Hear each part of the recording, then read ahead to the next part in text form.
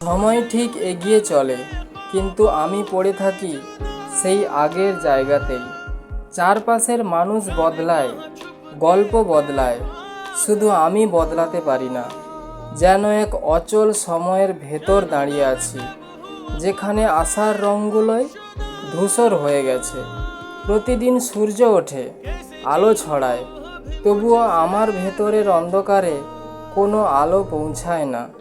এই পৃথিবীর বুকে আমি যেন এক অপূর্ণ অপেক্ষা, যার নেই কোনো গন্তব্য, নেই কোনো পরিণতি।